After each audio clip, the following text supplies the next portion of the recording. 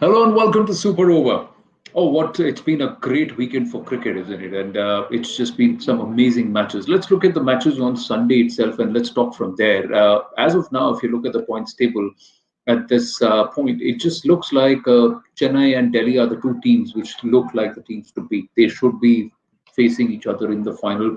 Chennai seems to be a totally different or a rejuvenated side. They've got the victories on the trot ever since the second half of the IPL or post the interruption. IPL has gotten underway.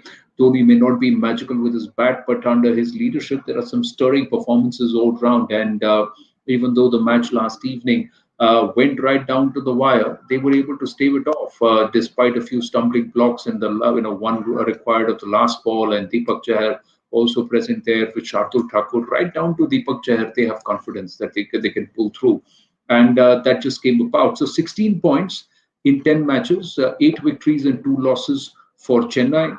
Again, 8 victories and 2 losses in 10 matches for Delhi Capitals. So again, 16 points. Then you have Royal Challengers Bangalore, who after 7 losses on the this one, they have been able to now come back and win one game. Then it was a big win uh, for Royal Challengers Bengaluru because it was quite literally do or die. One would have thought that they would be feeling a certain amount of pressure and bump, but the fact is that Royal Challengers Bangalore were able to pull that off, and it was a batting collapse that was triggered because Mumbai were off to a flyer, and many would have thought that had that hat trick of Harshad Patel had not happened, things would have been a different story.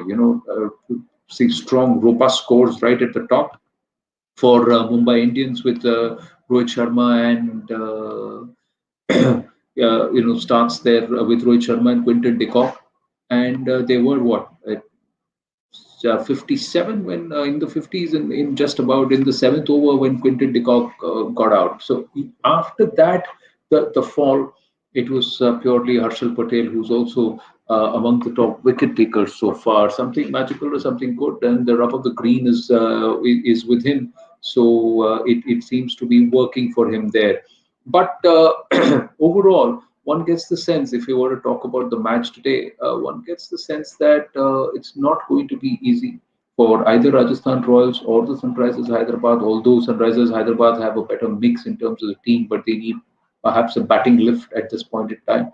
But what stood out in the matches yesterday is that both were high scoring matches. RCB got pegged back. It was interesting. Somewhere around the 15th or the 16th over, there was a projection which came at the bottom of the screen, which said if they go at 8.25 and over, they will get up to 165. So around the 12th or the 13th over that I remember seeing this, and I was wondering why 8.25? Because then, of course, it was the current run rate at that time. The projected score was 165, but the way Maxwell was going, the way Kohli was going, it looked like they were in the hunt to get up to 180. And one got the sense that if they got up to 180, Mumbai Indians would have it tough. But anything around the 160, 150, 160 mark should be within firing range. And for a large part of it, it looked like it was within firing range. It was the other match, the Bengaluru match, which became very, very interesting towards the end. Beg your pardon, the Chennai game, which became very, very interesting with the Kolkata Knight Riders pegging them back.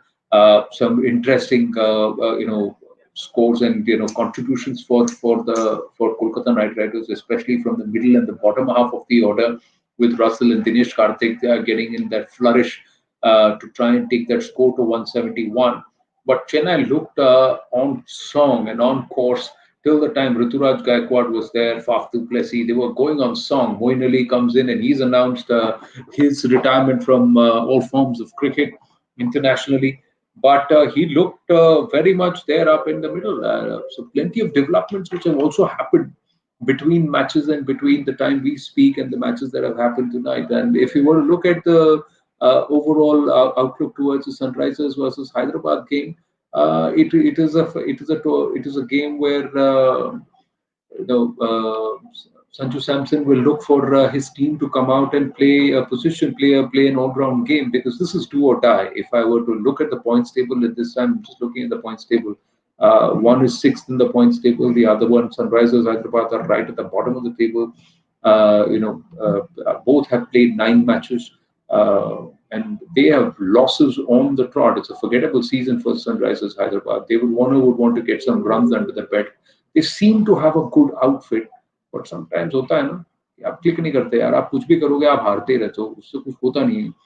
So, but Rajasthan Royals are still in it. Rajasthan Royals still have a chance to make it to the playoffs, but they will have to win every match from here on. And it's a point of no return for the Sunrisers Hyderabad.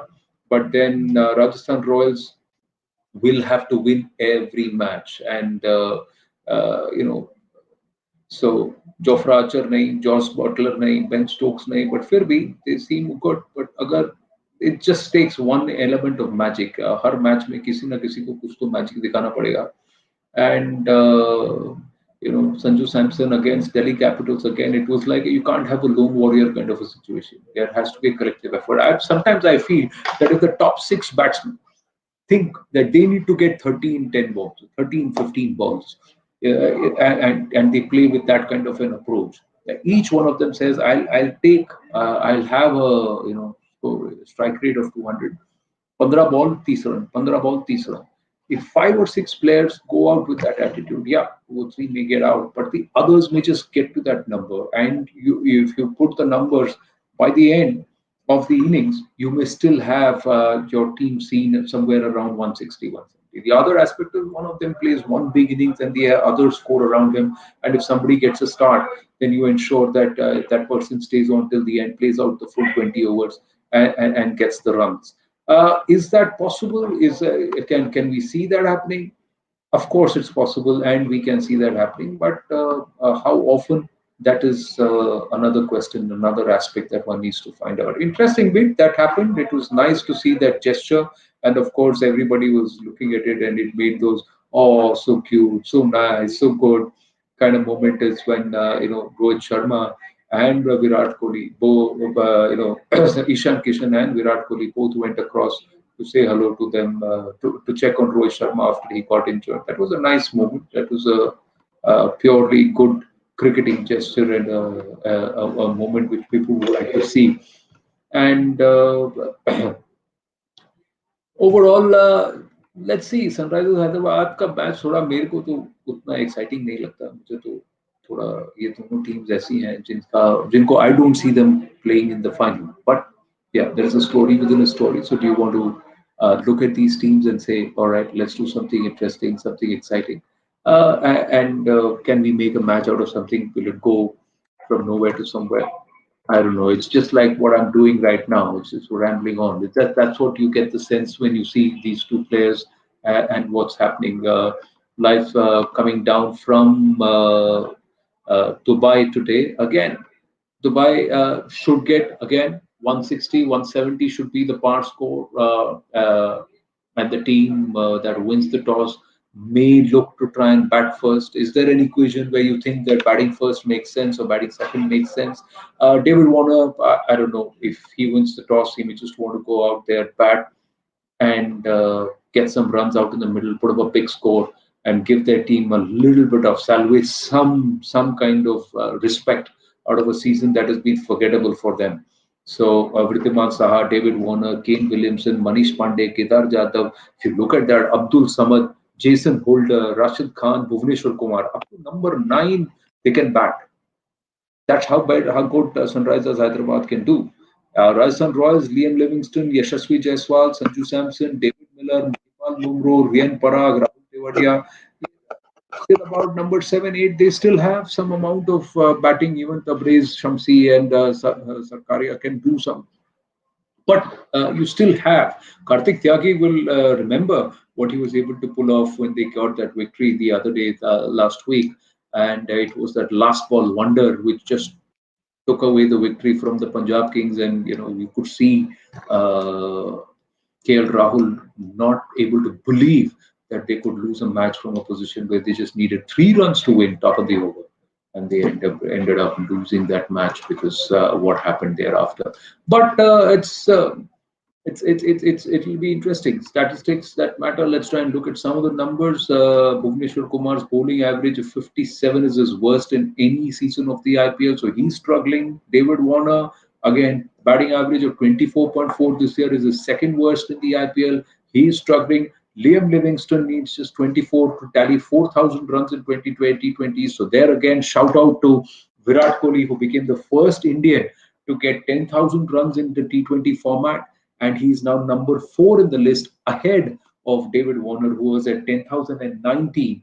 And clearly, with his innings yesterday, his half century yesterday, Virat Kohli has passed that. Now he is inching closer to some of those who are just marginally ahead of him. Yes, still way behind the likes of Chris Gale and also Karen Pollard. But he is there, inching closer to Shoaib Malik. Perhaps by the end of the season, if his bat continues to do the talking, he would get there to number 3. So already number 4 in the list. Only 5 batters so far have got past that 10,000 run mark across in T20 cricket. Virat Kohli is one of them. And again, I keep saying, is that what he's setting himself up for? That he will do well across the formats, and then he will amass runs like nobody else has. 34,000 runs internationally. Can Virat Kohli be the first to get to 50,000 runs?